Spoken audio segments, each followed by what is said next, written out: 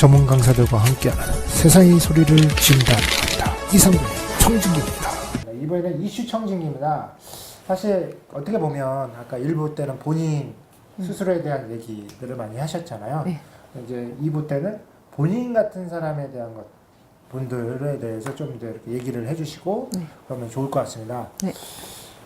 제가 첫 질문에는 사실 우리는 병원 가면 되게 환자들만 보면 멀쩡한 사람도 아파 오잖아요. 네.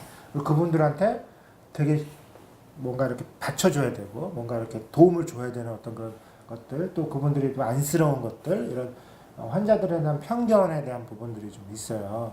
어디 아프거나 아까 뭐 장애인들에 대한 편견. 그래서 이게 뭐 우리나라뿐만 아니라 뭐 다른 나라는 조금 모르겠지만 특히 한국에 사시면서 그런 편견에 대해서 어떻게 생각하세요? 지금은 제가 아직까지 심하게 이렇게 남 도움을 받는 게 아니니까 도움 없이도 저 혼자서 충분히 하니까 그런 거 못 느끼겠지만, 제가 지금 이렇게 아프다고 처음에 밝혔을 때 걱정 많이 됐었거든요. 그런데 이렇게 좀 안쓰럽게 보는 거 절대 그런 거 안 하셨으면 좋겠어요. 그냥 똑같이 아픈 분이나 안 아픈 분이나 똑같이 그냥 대해주시면 좋겠어요. 그리고 볼 때 아, 저 사람 불쌍해 이런 거 안 하고 그냥 그대로 그 인격 그 자체로 봐주시면 굉장히 좋을 것 같아요. 근데 오히려 이제 어떤 분들은 내가 아픈데 뭐 나를 위해서 뭔가 안 해준다 이런 분들도 사실 배려를 안 해준다 뭐 이런 분들도 계시는데, 선생님은 그렇지 말아라. 내가 현재는 그런 도움 받는 것보다 오히려 내 스스로 하는 게 더 네. 좋다 이런 얘기시죠? 네. 그런 편견을 갖지 말고 들어라 라고 하는 부분도 있으니까 좋습니다. 사회적인 편견은 어떻게 보면 그 받는 사람한테 충분하게 이렇게 느껴져야 되는 것 같아요. 그러니까 도와주는 것도 있겠지만 그것이 어떤 사람으로 보면 도움보다는 오히려 내 스스로 할 수 있게끔 해주는 것들이 더 그분들한테 도움이 될 수 있다라는 네. 생각이 좀 듭니다. 또 그런 거 말고 이런 분들 있잖아요. 원래 받기를 원하는 분들 있잖아요. 네, 그런 분들도 계세요. 어떤 분이 그러더라고요. 제가 산모 친정 엄마를 소개를 시켜줘서 다른 데 이제 도우미로 갔는데 그래서 그러더라고요. 내가 독거 노인인데 나를 갖다 이렇게 대접하느냐. 벼슬처럼 그렇게 할 때 그 산모 친정 엄마가 그러더라고요. 힘들다고. 근데 그런 사고방식을 갖고 있는 사람은 좀 문제가 되는 거지만 보통 사람들은 일반 사람들처럼 똑같이 대해주는 걸 더 원할 것 같아요. 다른 장애인들도. 그렇죠.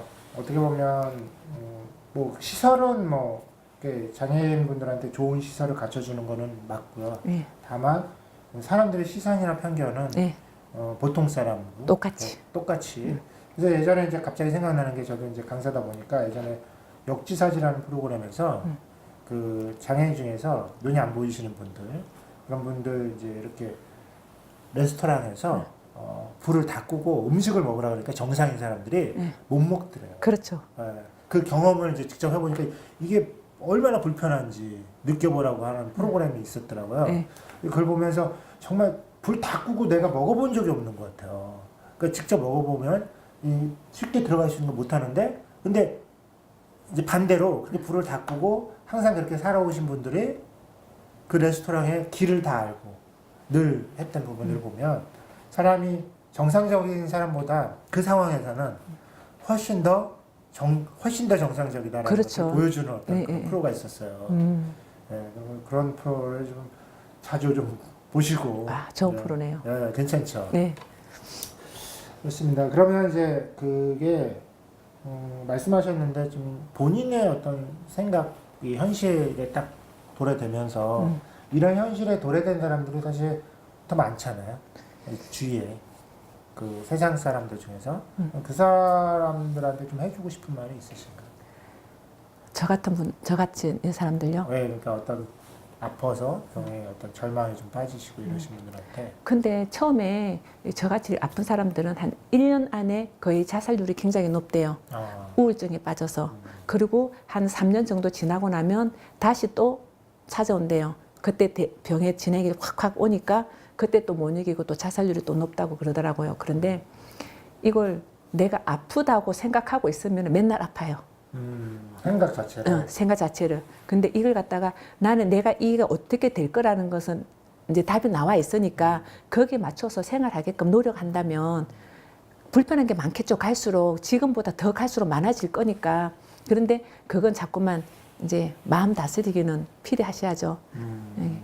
자꾸 내가 이러니까 옛날하고 비교하면 옛날에 뭐 황금 송아지 안 가지고 있는 사람 어디 있어요, 그죠? 그러니까 그냥 마음 비우고 내가 이걸 못하는 거니까 내려놓고 하나씩 마음을 비우고 간다면 금방 욕심이 없어지면 내가 지금 이 순간에 지금 이러고 있다는 것 자체만으로도 감사할 것 같아요. 맞아요.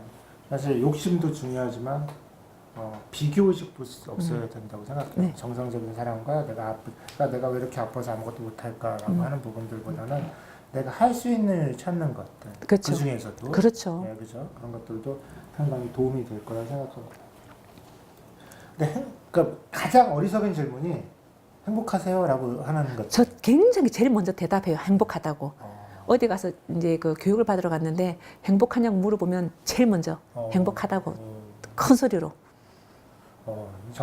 어떻게 보면은 그 행복에 대한 기준이 애매모호하잖아요. 제가 누군가한테 질문을 했는데요. 행복하냐고 그랬더니 행복하지 않대요. 근데 그 사람은 모든 걸 다 가지고 있어요. 부족한 거 없이. 그래서 왜 행복하지 않냐 그랬더니 자기가 원하는 거, 자기가 생각하고 있는 목적지에 도달해야만 행복하다고 그러더라고요. 근데 과연 그 사람이 만약에 뭐 70평대로 원하고 싶다면 그 자리에 가면 그게 행복할까요? 더 큰 걸 원할 테죠, 그죠? 그렇죠. 근데 그 행복으로 가는 순간, 그 행복으로 가기 위해서 노력하는 순간, 가족들이랑 모여서 지금 노력하는 이 순간이 행복한 건데 그 사람들은 목적지에 도달해야만 행복하다고 생각을 하더라고요. 그래서 그게 아니라고 했는데 그분이 생각이 좀 바뀌었어요. 지금 행복하다고 이제 말을 하기 시작했어요. 앞으로 더 행복할 겁니다. 사실 그 남 앞에서 말씀하신 대로 저 행복합니다라고 얘기하기에 대한 문화도 사실 우리 문화에 많이 흔치가 않아요. 오히려 그러면 뭐가 행복한데 남들이 더 오히려 그렇게 볼 수 있잖아요. 이렇게 아픈데 어떻게 보면 행복하지 않은데 일부러 그러는 거냐? 이런 식으로도 있어요. 진짜 행복해요. 제가 지금 여기 순간에 저 병원에서 그러더라고요. 제가 좀 많이 처음에 너무 힘들어서 울었더니 그 의사 선생님 하는 말이 암으로 죽어가는 사람이 오늘 당장 암으로도 죽어가는 사람이 있대요. 많대요. 그렇지만 저는 지금 당장 죽지 않잖아요. 지금 살아 있잖아요. 그러니까 이게 얼마나 행복하냐고. 오늘 당장 죽는 사람도 있는데 그러니까 이것보다 행복할 수가 없죠. 그리고 지금 이렇게 있으면서 저는 제가 가고 싶은 거 꿈을 이뤄가고 있잖아요. 도전하고 그리고 사랑하는 가족들도 있고. 그렇죠. 그러니까 아무 일도 안 하면 아무 일도 벌어지지 않지만 제가 제일 좋아하는 말입니다. 그렇죠. 무슨 일을 했을 때 좋든 나쁘든 결과가 나오고 뭔가 거기에 대한 희망을 또 품는 것 같아요. 저도 그래서 어떻게 보면 저도 이 일을 하는 것 같아요. 이 일을 아무나 할 수는 없지만 또 아무 일도 안 하고 있으면 또 일을 할 수 있는 것도 아니잖아요. 그래서 이제 또 저도 초대를 받으면서 나는 아무 일도 안 했구나. 근데 실적으로 저도 도전하는 편이에요. 성향상 아시겠지만. 근데 훨씬 더 저보다 많이 도전하셔서 그리고 어떻게 보면 그 도전에 실패도 있고 또 안 될 때도 있는데도 그냥 도전하는 것 자체가 재미있으신 것 같아요. 실패를 하면 왜 실패했는지 원인을 알 수가 있잖아요. 그러면 그 실패를 그냥 두면은 나쁜 실패지만 그 실패에서 내가 또 다시 일어난다면 더 다시 도전한다면 그거는 성공적인 실패니까 착한 실패예요. 그러면 또 하나를 배우겠죠. 착한 실패 괜찮네요. 좋습니다. 여러분들도 도전하시고 실패하더라도 착한 실패로. 네.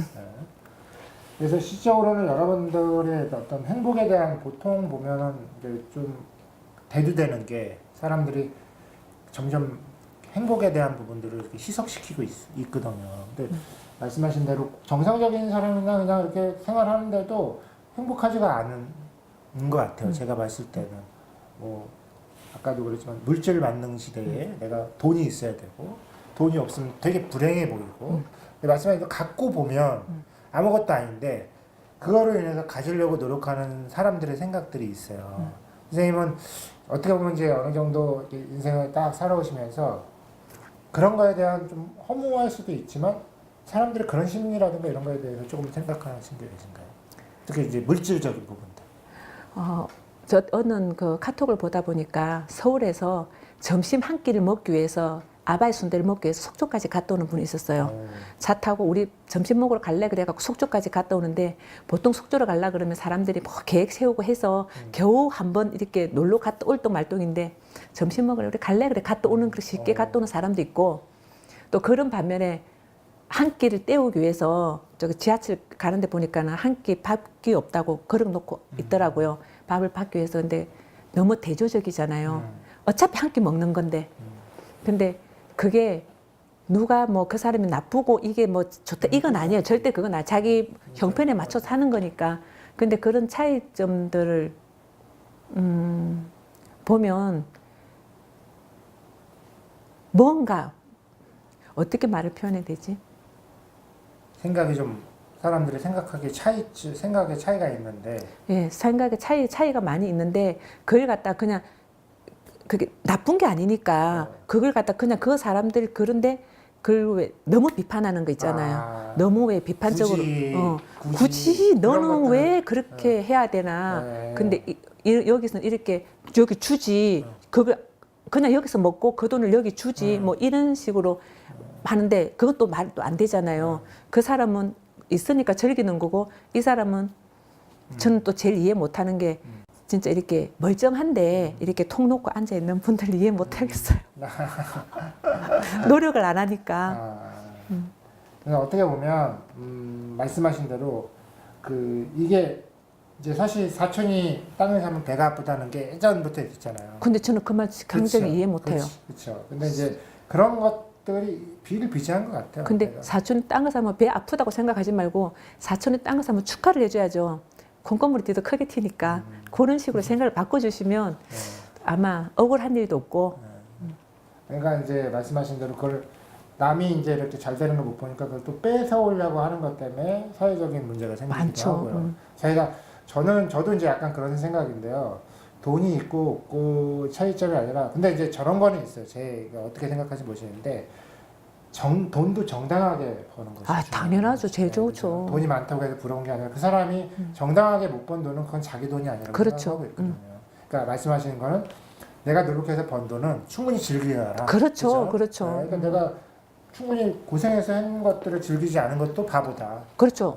충분히 즐길 수 있으니까. 그렇죠. 누릴 만큼 누려야죠. 네, 그렇죠. 근데 저도 이제 가끔가다 어머님한테 얘기해요. 부모님한테. 아버님도 되게 고생하시다 돌아가셨는데 쓰시라고. 내가 고생해서 했는데 내가 죽으면 우리가 그렇죠. 그렇잖아. 자식을 위해서 100% 다 써가지고 나는 아무것도 없고 저도 이제 사실 어떻게 보면 사회적인 비판이 아니라 저도 강의 갔을 때 이런 얘기를 했어요.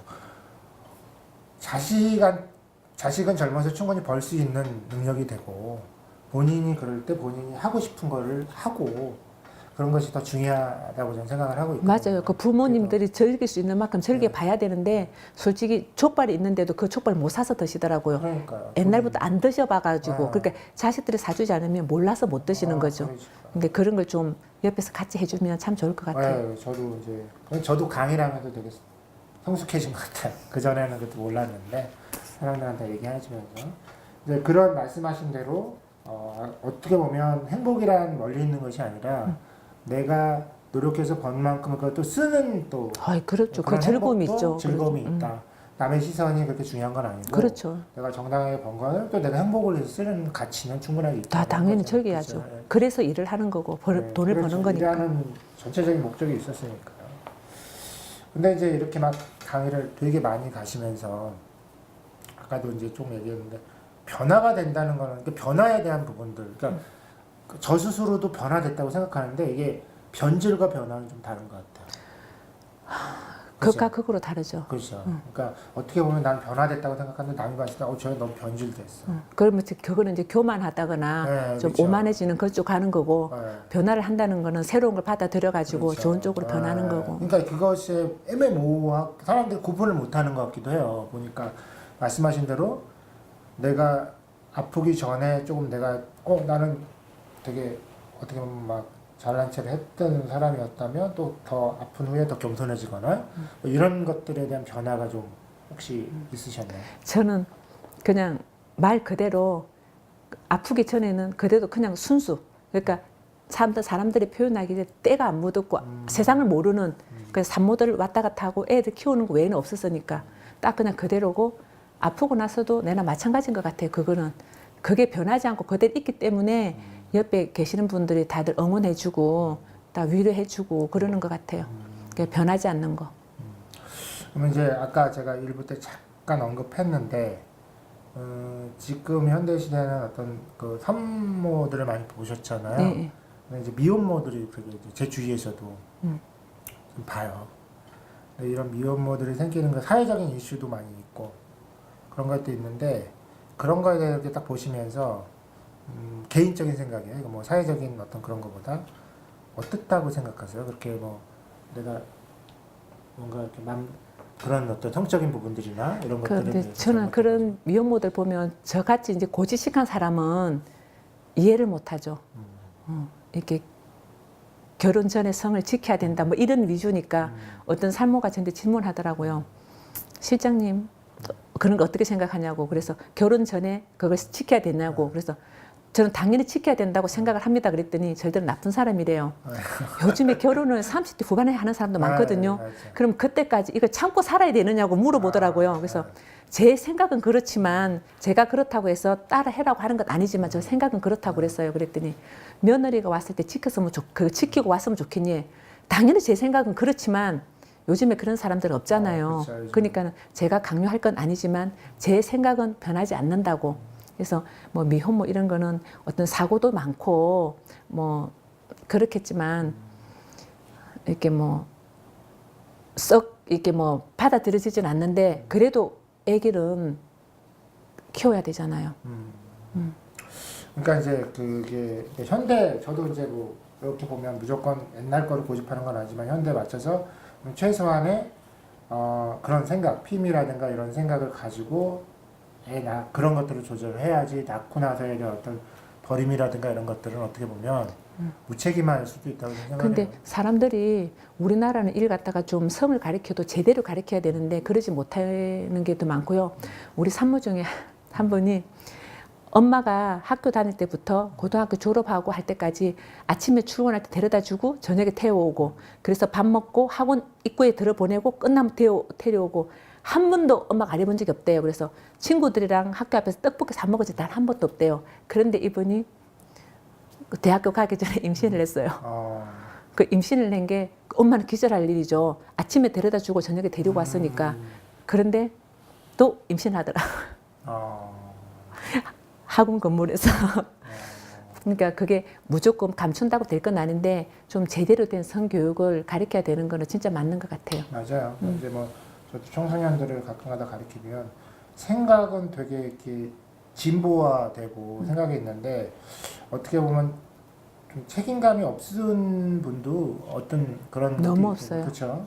어떻게 보면 본인이 그냥 쉽게 생명에 대한 부분들을 생각하는 것들은 어떻게 보면 말씀하신 대로 성적인 게 또 그러니까 사회적인 이슈적으로도 분명하게 그거는 이렇게 가르쳐 줘야 된다고 네. 생각하고 있어요. 그거 좀 제대로 이렇게 이렇게 우리는 성문화가 이렇게 많이 학교에서도 보면 저는 애들도 키울 때 보면 남자애들인데도 니네들이 대화하는 성에 대해서 친구들하고 말하는 건 어떤 단어를 쓰는지 학교에서는 어떤 식으로 가리키는지 그런 게 되게 관심이 많았어요.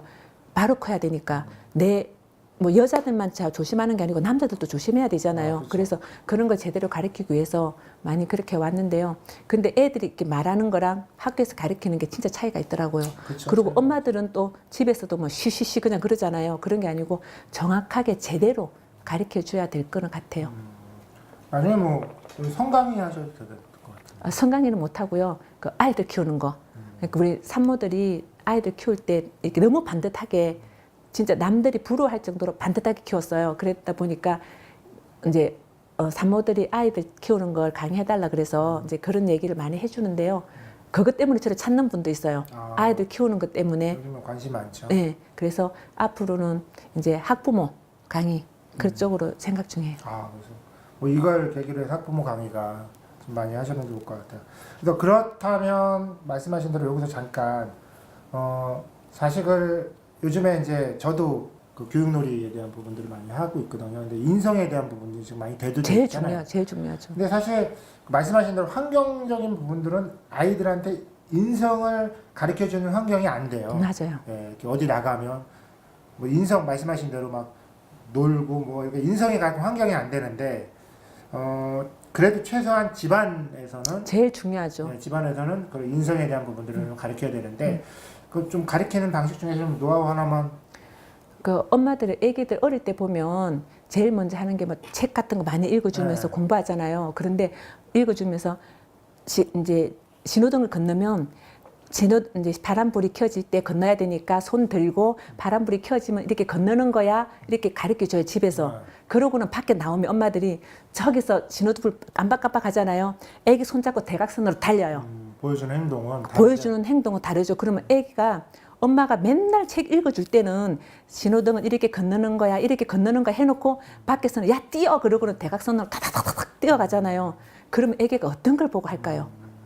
근데 우리나라 사람들이 대부분 그런 식이에요. 책은 읽어주는 거는 맨날 태교 한다고 아빠가 책 읽어주고 침대에서 책 읽어주는데 행동은 그렇게 못한다는 거죠 엄마들이. 그러니까 애들은 아 그렇구나 해놓고 나가면 행동은 다르게 하는 거예요. 이렇게 엄마들이 아 우리 애는 이럴 거라고 생각했는데 나가면 다른 행동을 하고 있는 거죠. 그러니까 사실 어렵긴 하죠. 언행의 유치라는 게 어렵긴 하지만 그래도 그렇게 말씀하신 것 방금 얘기하고 그걸 안 지키면 아이들의 뇌는 백지잖아요. 네. 그럼 그대도 근데 받아들이죠. 행동을 따라하죠. 그렇죠. 그러면서 맨날 너 들어가서 공부해 빨리 숙제해 그러는 걸 엄마는 드라마 보고 탁 앉았어요. 그러면서 막 재밌다고 웃으면서 너 공부해 그러면 걔가 책상에 앉아 있으면 머릿속에 들어올까요? 절대 안 들어오죠. 그럼 두 아들은 그럼 그렇게 예전부터 그렇게 어떻게 자녀를 키우신 거예요? 그냥 공부해가 아니고 제가 책상에 앉아 있으면 애들도 같이 책상에 앉아서 같이 예. 뭐 공부를 책상에 앉아서 놀더라도 같이 이렇게 행동을 같이 하는 거죠. 그리고 애들 있으면 그러잖아요. 엄마들은 대부분 그냥 남자애들이니까 놀게 팽개쳐 놓고 가면은 뭉탱이로 놀아요. 엄마들은. 그럼 애들끼리 놀다가 싸우잖아요. 저 같은 경우에는 끝까지 애들 같이 놀아요. 골키퍼 축구하면은 골키퍼 해주고 야구하면은 투수 해주고 애들 공 칠 수 있게끔 이렇게 같이 항상 놀아요. 같이. 전쟁놀이하면 같이 전쟁놀이 하고. 근데 요즘에는 워킹맘들이 많아가지고 저도 이제 교육놀이를 하면서 같이 놀아주는 게 좋습니다라고 했는데 어떻게 보면 이제 스마트폰 보여주고 그냥 혼자 놀게 하거나 아니면 워킹맘 일하는 엄마들이 이렇게 또 일하는 아빠들이나 이런 게 많아지면서 놀 시간이 없다라고 얘기하는데 그거에 대해서는 어떻게 생각하세요? 근데 그것도 이렇게 보면 엄마들이 있어도 밤에 12시까지는 있지 않잖아요. 그렇죠. 그리고 집에서 우리 산모들도 보면 집에서 놀고 있으면 애기 잘 키우는 줄 알아요. 근데 절대 그렇지 않아요. 집에서 놀고 있는 엄마들이 고스톱치고 갓도치는 엄마들도 많아요. 그래서 놀게 방치하고 고스톱 치고요. 그러고는 애들 그냥 안전하게 보호만 해요.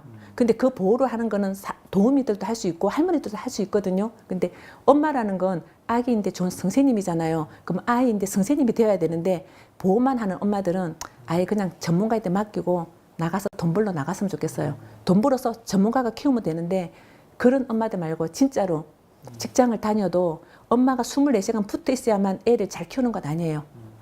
엄마가 열정적으로 자기 일에 최선을 다할 때 애가 그거 보고 따라오는 것 같아요. 그러니까 자녀하고 시간을 무조건 많이 보낸다고 좋은 게 아니라 어떻게 보내느냐. 그렇죠. 잔소리가 많아요. 애들하고 같이 오래 있게 되면 잔소리가 많아서 하나부터 열까지 잔소리하게 돼요. 너 왜 이거 안 했니? 요거 해. 그러다 보면 애기들은 학교 가면 그래요. 우리 엄마 녹음기라고. 똑같은 말을 되풀이하니까. 그렇죠. 그러면 혹시 그 두 아들의 꿈을 알고 계신가요? 뭐 하고 싶다는 거 혹시? 꿈이 바뀌어 버렸어요. 저 때문에.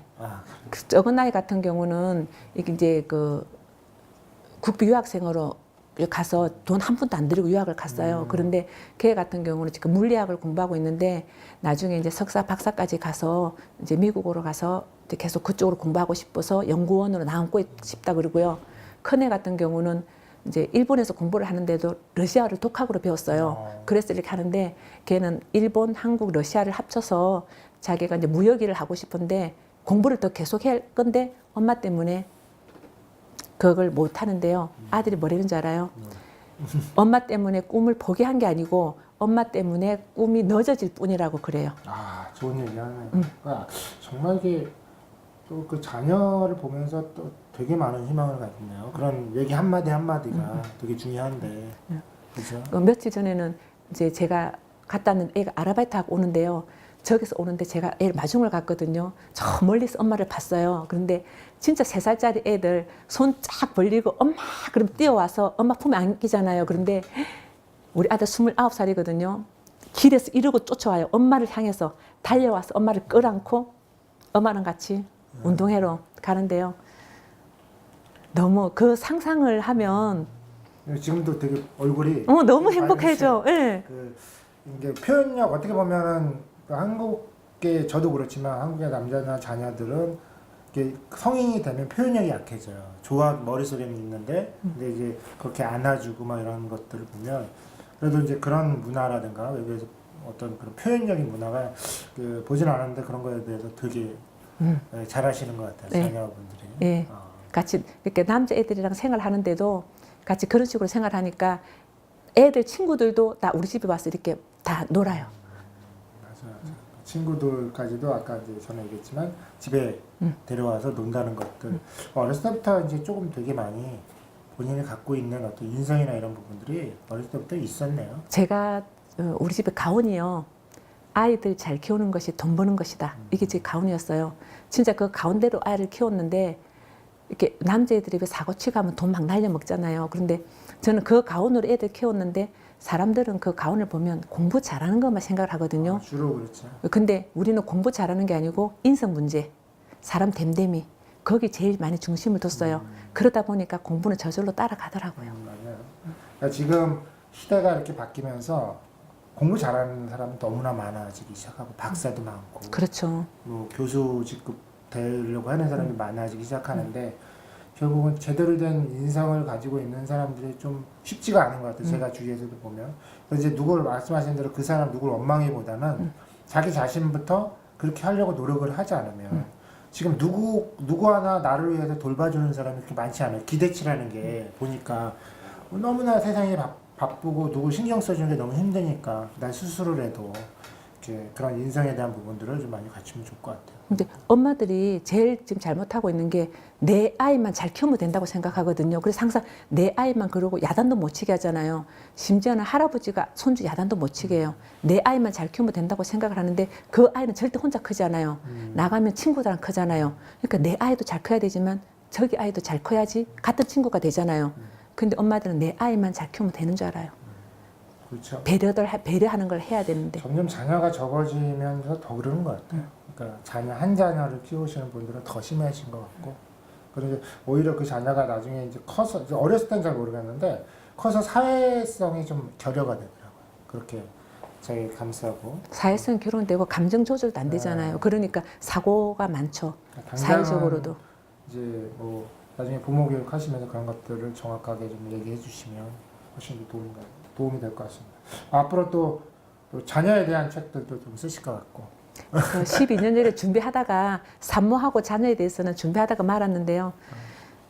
될라나 모르겠습니다. 꼭 시작을 하시는 거 보시니까 꼭 될 것 같고요. 이제 후반부에 들어가서 책 얘기 좀 네. 할게요.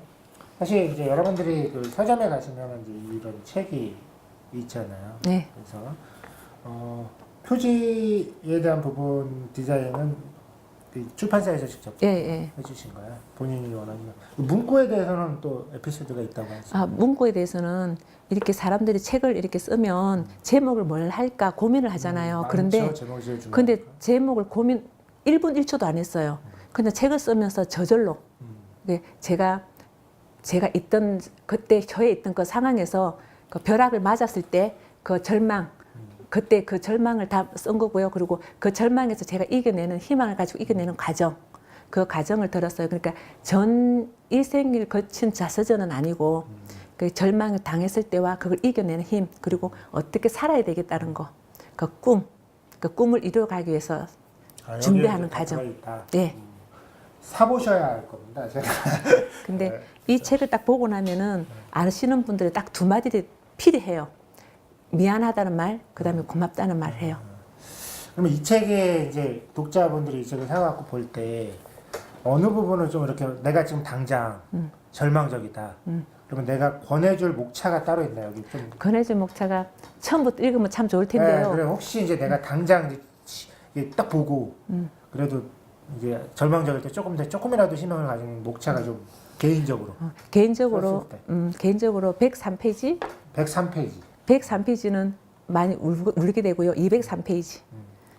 103페이지하고 203페이지. 203페이지 보면 제 노래 하얀 나비의 꿈 노래에 실려 있는 그 내용이 들어 있어요. 아, 여기 있네요. 희망을 꿈꾸며 도전하는 지금은 아직도 진행 중.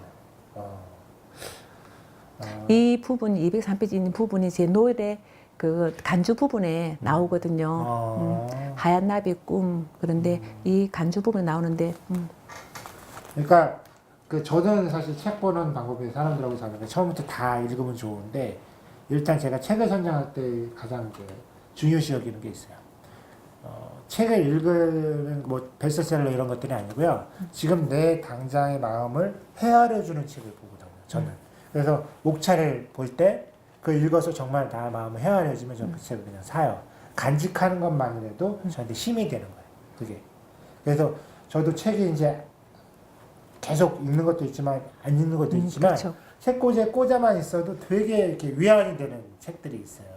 솔직히 얘기하면. 203페이지. 네, 그래서 이 책도 마찬가지인 것 같아요. 이 책도 사실 다 읽으면 틈틈이 그냥 읽을 수도 있는데 그렇지 않더라도 제가 봤을 때는 꽂아만 있어도 에너지가 넘치는 그런 책이 되는 게 저도 되게 좋아. 저도 이제 책을 지금 예전에는 그냥 취미로 좀 썼다가 본격적으로 내가 책을 좀 쓰려고 했을 때 경험이 좀 많아야 되겠다고 생각을 해서 제가 이제 책을 조금씩 하면서 어떤 느낌이 드냐면 정말 좋은 책들은 이게 보기만 해도 되게 좋은 책들 있잖아요. 꽂자만 있어도 좋지. 그것도 그런 책들이 정말 좋은 것 같아요.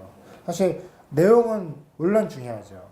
하지만 그것에 나의 힘이 되는 늘 그래서 그 어떤 분을 보니까 그냥 이렇게 늘 책 읽지도 않는데 부적처럼 갖고 갖고 다니시는 분이 계세요. 이것도 하나의 부족이 됐으면 좋을 것 같아요. 꿈에 대해서 네. 희망과 꿈에 대해서 네. 듬뿍 담아놨습니다. 이 책을 좀 보시면 될 것 같고요. 그러면 이제 이 책의 밑에 보시면 한번 직접 읽어보시겠어요? 이게 이제 죽음과도 같은 절망의 문턱에서 발견한 제2의 인생, 평범한 50대 아줌마의 평범하지 않은 이야기. 제일 어려운 문구 중에 평범한 50대 평범하지 않은 이야기. 이거 어떤 느낌으로 하시나요? 그냥 직장 다니고 아이들 키우고 진짜 그냥 평범한 아줌마였죠. 그러니까 수줍어서 말도 잘 못하고 그랬는데 제가 변신을 했잖아요. 이게 변신하는 이유는 꿈을 가지고 꿈을 이루기 위해서 희망을 가지고 도전하고 있기 때문에 변하는 것 같아요. 그래서 제가 무언가를 하고 있다는 목표가 있어서 달려가고 있는 중이기 때문에 더 힘이 나는 것 같아요. 앞으로 계속 나가는 그 길이 되게 밝아 보이시면 내가 만약에 목표가 있잖아요. 나는 뭐 예를 들면 지금 전에 좀 얘기하셨는데 내가 이렇게 북 세미나를 가지면서 최소한 내가 임영 선생님한테 내가 그랬거든요. 저는 뭐 몇 회만 있으면 좋겠다. 1000회도 하시라고 할 수 있는 데까지 얘기하시는데 하고 싶은 어떤 목표치가 있으신가요? 하고 싶은 목표치는 이 책을요 전 국민들이 다 봤으면 좋겠어요. 그 정도로 희망을 줄 수 있는 책이기 때문에 그리고 제가 이렇게 사람들 만나면서 보면 끝으로는 멀쩡한데 진짜 마음의 병을 가지고 있는 사람이 거의 많아요. 뭐 스트레스라든지 어떤 문제로 인해서 그런데 그런 마음들을 갖다가 바꿀 수 있을 책 같아요. 그래서 이거는 제 개인적인 문제가 아니고 사회적인 문제로 전 국민들이 한 분 한 분 책을 다 봤으면 좋겠고 또 제 강의도 책도 안 읽으시는 분도 있잖아요. 그래서 제 강의를 다 들었으면 좋겠어요. 그래서 우리가 북 콘서트를 매달 한 번씩 하는데 이거 뭐 시간만 되면 이제 전국적으로 방방곡곡 다니면서 이제 사람들 모아놓고 이렇게 많이 강의하고 싶어요. 그럼 뭐 블로그라든가 사이트라든가 그런 것도 정보를 얻을 수 있는 곳이 혹시 있으신가요? 이게 아줌마들이다 보니까 블로그를 엄청 잘하지는 못하고 네. 그냥 간단하게 그냥 이렇게 있는데 뭐 블로그에다 이렇게 뭐 다 이렇게 해놓은 건 아닌데요. 이번에 그 한국 강사신문에서 너무 뭐 자세하게 적어놨더라고요. 이제 거기에 대한 부분들 그러면 이제 앞으로 계획이라든가 이런 부분들이 좀 있으시면 계획은 지금 말한 것처럼 이렇게 전국으로 다니면서 이제 책이나 강의나 다 하고 싶은데 제가 이번에 병원에 갔더니 앞으로는 칫솔질도 혼자서 못하게 될 거라 그러더라고요. 그러니까는 또 마음이 또 철컥 않잖아요. 그런데 그런 소리를 듣고 오고 또 제가 또 잃어버릴 부분이 또 생겼잖아요. 또 내려놔야 될 부분들이. 그런데도 이 강의를 할 수 있다는 거, 그리고 제가 강의하고 나면은 누군가가 또 저를 따라온다는 거예요. 그게 또 제가 누군가의 희망이 되어서, 그리고 우리 북 콘서트를 했는데 전혀 모르시는 분들이 전화가 와서 그래요. 자기 가도 되냐고. 자기 아픈 사람인데 와도 되냐고. 얼굴도 모르는 사람인데 와서 강의를 듣고 가는 거예요. 그래서 그런 사람들이 있기 때문에 북 콘서트는 진짜 계속 해야만 되는 이유가 되더라고요. 그래서 또 그리고 가끔씩 연락 와요. 집 근처에 왔다고 나오라고. 얼굴도 모르는데 같이 밥 먹자고. 이렇게 뭐 보면은 이제 주로 이제 아줌마들이 많아요. 스트레스 받고 막 어디 표출 못하던 분들이 이제 강의 듣고 나서 이제 속 시원하게 많이 울고, 그래서 그런 분들이 많이 찾아와서 응원해 주시는 것 같아요. 그렇죠. 이제 뭐 계속 전국적으로 말씀하신 대로 이 책이 전국이 다 보시려면 또 부지런히 또 쓰셔야 되겠네요. 네. 예, 또 그만큼의 또 사람들이 많이 와주시면 좋을 것 같고요. 그러니까 뭐 블로그 관리를 따로 안 하시니까 그냥 치시면 또 그때그때 콘서트 북 이런 거 할 때 또 이렇게 인터넷에 올라가는 게 있으니까. 네, 블로그 있고 그거 홍영순의 희망충전연구소라고 블로그가 있어요. 네. 근데 그곳에서는 제가 한 벌써 18년 정도 됐는데 그 꿈이 없는 사람들에게는 이렇게 꿈을 만들어주고 꿈을 잃어버린 사람들에게는 꿈을 찾아주는 일을 해왔어요. 산모들을 보면서. 그러다 보니까는 그 홍영순의 희망충전연구소는 있어요. 근데 거기 오시면 그 소식은 다 알 수 있어요. 그리고 아까 그 모임을 하신다 그랬잖아요. 그 모임에 대해서 좀 말씀을 좀 해주시죠. 어떤 모임? 아까 그 아프신 분들한테 뭐 본인들이 하시는 지금 모임을 가지시는 모임에 네. 혹시 그게 그 아픈 사람들만 가입하 뭐 이렇게 같이 올 수 있는 건지 아니면 그런 것들에도 좀 말씀해 주시면 이렇게 보면 이렇게 같이 이렇게 뭉치지는 못하는데요. 그때 이렇게 만나시는 분들, 우리 북 콘서트에 오시면은 그 해에 오셨던 분이라든지 아니면 어느 날 계기를 통해서 같이 이루어졌을 때 그 모임별로 이렇게 해요. 근데 이 모임이랑 이 모임이랑 섞으면 시간도 안 맞고 그러니까 안 되더라고요. 그래서 그 모임들끼리 이렇게 뭐 많지 않지만 몇 사람들이 모여서 마음 치유 같은 거 그러면서 자기가 할 수 있는 일을 해 나가겠고 또 조그만 그래도 꿈을 만들 수 있게끔 할 수 있는 거 그런 일 해요. 그러면 이제 일정하게 무슨 요일에 모이는 건 아니고 예, 예. 그렇게 정해놓으면 시간이 잘 안 맞으니까. 안 맞으니까 이제 그때 또 오시면 혹시 내가 이제 북콘서트에 오셔가지고 내가 그렇게 모임을 좀 같이 참여하고 싶다 그러면 얘기하면 되겠네요. 그날 같이 하면서. 예. 또 같이 뭉치는 분도 있고 또 아니면은 그 진짜 마음 아프고 힘드신 분들은 밤중에 전화 와요. 새벽에 상담 뭐 서너 시간씩 상담해요. 그래서 진짜. 저는 상담 이런 사람이 아닌데 전화들 많이 와요. 또뭐 정말 전화를 늘 하시면 좀 그러니까 메일이라도 메일 주소는 여기 밑에다가 제가 네. 한번 얘기를 한번 해보시 메일 주소라도. 메일 주소요? 메일 주소는 홍이즈해피. 해피? 예. 간단하죠? 예, 네이버. 홍이즈해피 너무 쉽죠? 네. 제가 하는 모든 것에 행복이라는 단어가 다 들어있어요. 그 메일 치시면 행복을 느끼시면 좋을 것 같습니다. 네. 예, 2부도 이제 마지막만 남았네요. 이게 1부 하시고 2부 하시면서 네. 지금도 되게 많이 떨리세요? 그때보다 조금 나아졌는데 그래도 긴장되고 떨리는 거는 마찬가지예요. 사람은 너무 긴장이 풀어져도 또 어느 정도 긴장이 하셨는데 이게 이제 익숙한 부분도 있어요. 저는 뭐 3년 넘게 했으니까 저는 제가 지금 공중파에 가면 떨릴 수 있을 거예요. 저는 1인 미디어 쪽에 좀 강해서 이런 1인 미디어 하거나 인터넷 방송 할 때는 저는 좀 편하게 좀 해드린지 모르겠는데 하여튼 말씀하신 대로 내가 처한 어떤 상황을 희망으로 바꾸기에 내 이 단어, 그러니까 절망을 희망으로 바꾸기에 내가 이 단어를 중간에 넣으면 좀 더 희망스럽다라고 하는 어떤 메시지라든가 그런 거 한마디 해주시고. 절망에서 행복에 들어가는 단어, 넘어가는 단어요. 내가 의지적으로 갖고 있는 아니면 좌우명이라든가 갖고 있는 게 있으시나요? 저는 제가 가지고 있는 걸 아무 일도 하지 않으면 아무 일도 일어나지 않는다. 그 단어를 제일 좋아하는데요. 저는 좀 저처럼 아픈 사람들에게 울지 말라는 말을 하고 싶어요. 너무 마음이 연약해져 있어서 진짜 톡 터뜨리면 울거든요. 저도 이렇게 울까봐 준비했어요. 근데 너무 편하게 해주셔갖고 예, 안 울었는데요.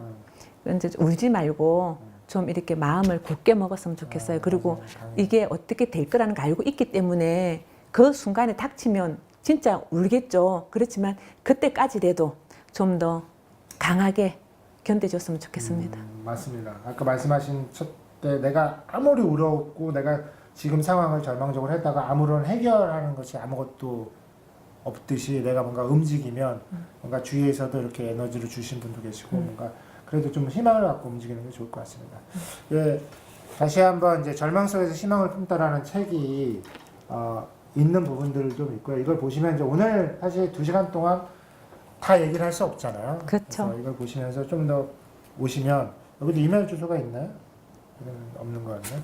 어쨌든 말씀하신 것들을 자막에다 써드릴 테니까 그래서 좀 이제 상담하실 거 있으시면 언제든지 하시고요. 말 그대로 절망 속에서 희망을 품다. 사실 제목도 그렇게 졌는데요. 여러분들이 이 방송을 듣고 희망을 품길 바랍니다.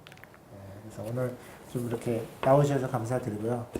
불러주셔서 감사합니다. 그래서 어떤 느낌이라든가 이런 부분들을 아까 말씀하셨다면 그래도 제가 봤을 때는 되게 잘하신 거예요. 제가 편집할 부분이 그렇게 많지 않은 것 같은데. 예. 그래서 나중에 한번 이게 나오면 일단 음성으로 먼저 나오고요. 음성으로 팟캐스트에서 이상동의 청진기 치시면 음성에서 먼저 들으시고요. 이건 영상이기 때문에 영상이 조금 늦게 편집이 되기 때문에 이거 유튜브에 똑같이 이상동의 청진기 치시면 유튜브에 또 나옵니다. 그래서 그때 한번 또 제가 링크 시켜드리고요. 네, 감사합니다. 네, 오늘 이렇게 절망에서 희망을 저 자신도 품게 되는 것 같고요. 예, 출연해 주셔서 감사합니다. 네, 감사합니다. 네, 감사합니다. 수고하셨습니다. 쾌적한 환경의 강남권 강의장을 찾으십니까? 아라메디컬 그룹 강의장을 권해드립니다. 수용인원 30여 명, 완벽한 강의 장비. 양재역 5번 7구 7분 거리에 위치한 아라메디컬 그룹은 대한민국 강사님들을 응원합니다. 대관 문의 02-3453-6856